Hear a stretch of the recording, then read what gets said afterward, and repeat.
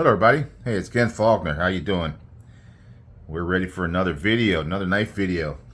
It's pretty busy last week. I had that whole story and of how all these knives I bought and why I bought them, and they just came one after another after another. It's been a few days and we're kind of back to normal. Things kind of quieted down.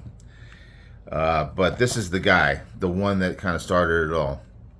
I ordered this knife over a month ago, and I really should have bought one of these probably maybe a year ago or something like that.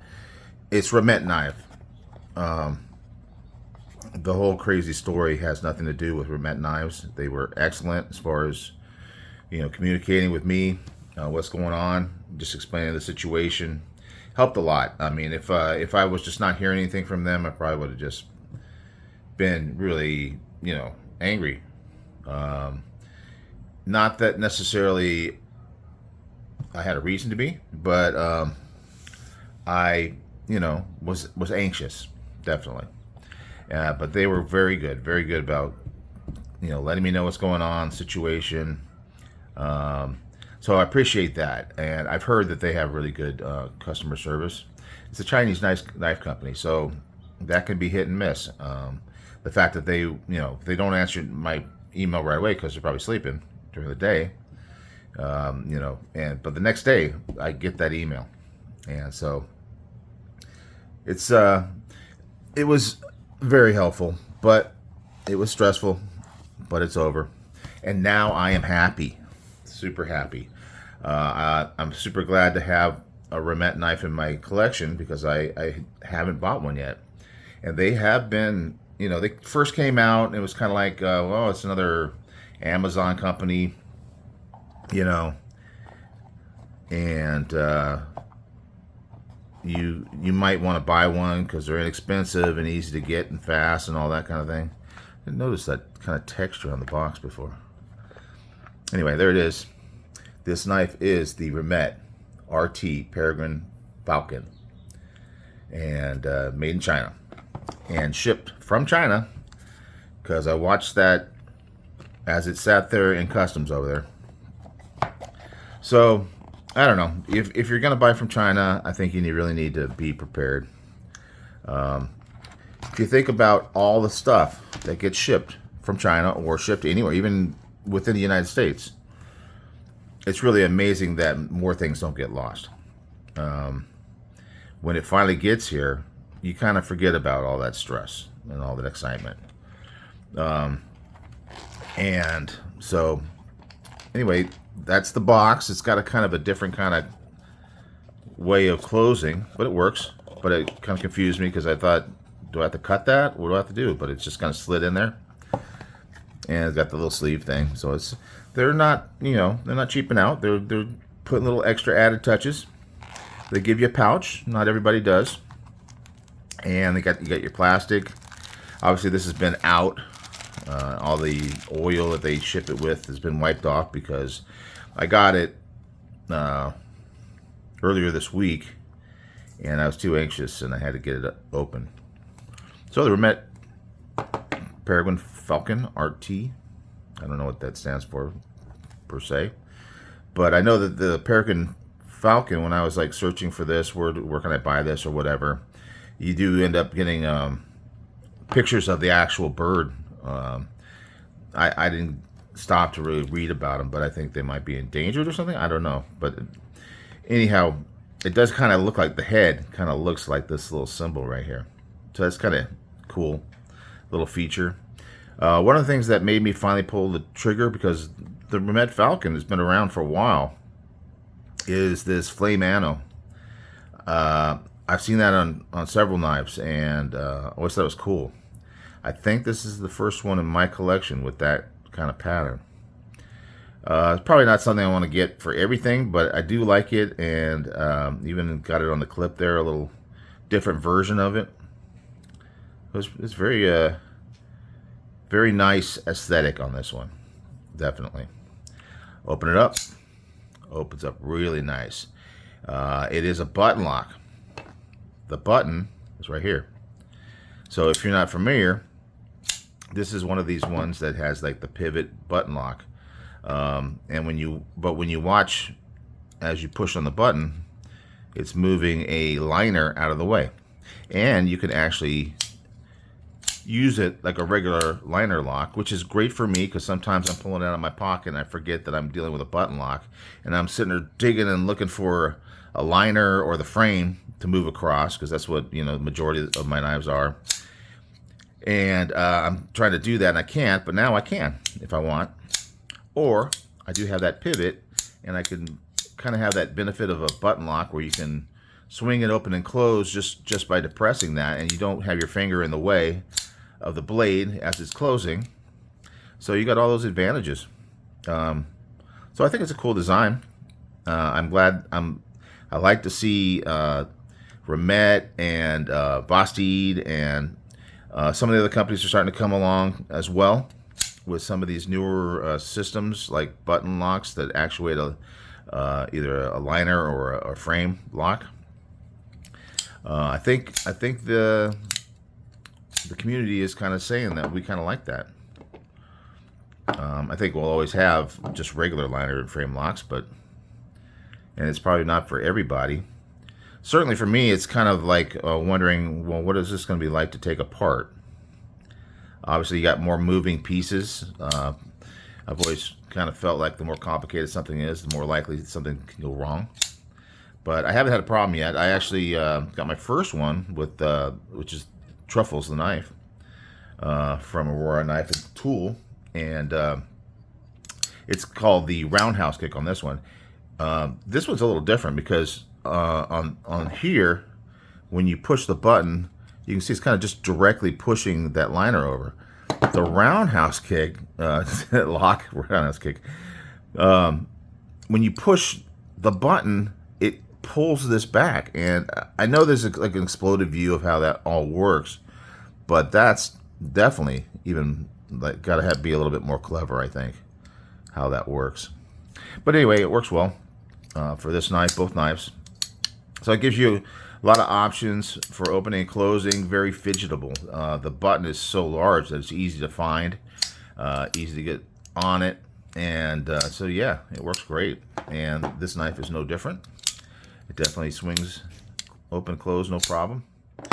One thing I get with this one is that it's got a little bit of play side to side. I don't know if that's common. I mean, normally I try to tighten the pivot, but there's no screw to do that. I can get a little bit better on that by kind of turning it, kind of trying to hold it from both sides. Maybe I'll check out some videos to see what people are doing as far as that's concerned. So that reduces it, but it doesn't really bother me that much. It's the up and down that I really worry about. It still feels very solid. If it moves a little bit, it's not going to affect cutting or performance or anything like that. It does feel a little bit more rattly when you're opening and closing it, so it does have an impact on that, the sound and the feel. But in general, this thing is really easy to actuate. You have this fuller here that is like a blast, like a bead blasted fuller that kind of opens up. I'm not sure why they do the open up thing. Maybe it's just for aesthetics. But still, I can catch, and my favorite way to do it is to catch it right here. Rather than putting my finger over here where the hole is, I put it right at the end of that fuller, and I get a little bit more leverage, and it works really well for the opening and closing. It also has the front flipper.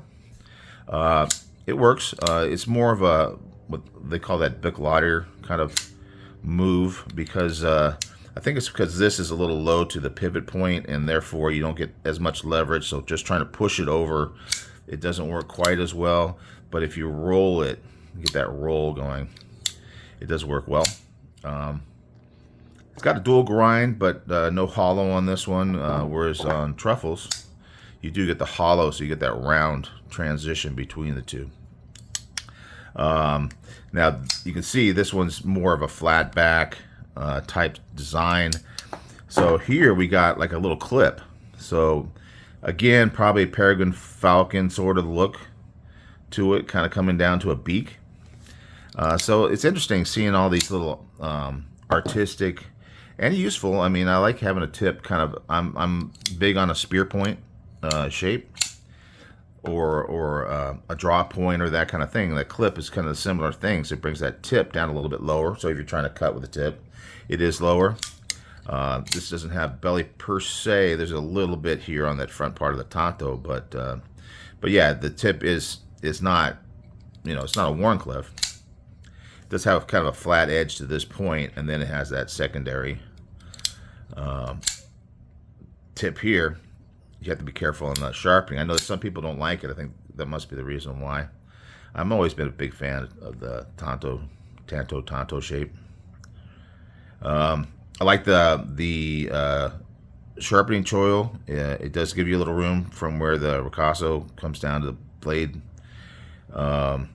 So sharpening, you're going to be good for a while. And it also is kind of flat here, so that if you want to choke up, you can kind of, it's almost like a half choil. It doesn't come back up here and capture your finger, but you can rest it really well, and then it has a little bit of a ramp. Also on top is a little bit of a ramp. They got this jimping here, which doesn't, you know, all this jimping is not very grabby.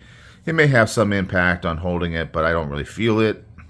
But it doesn't have jimping here where you normally would want it to have your thumb kind of caught on there, but it does have a slight ramp, and so that gives it enough to kind of lock you in. So I think that's good. The flame anno thing, I mean, I believe that's what it is. I think that what they're doing is just taking the tip of a flame and going across there, and it's anodizing it. I think as my girlfriend was asking me if they're all different because of that. I don't know if they have a machine that does it. It looks like there are different points here, so this could be like a hand done process.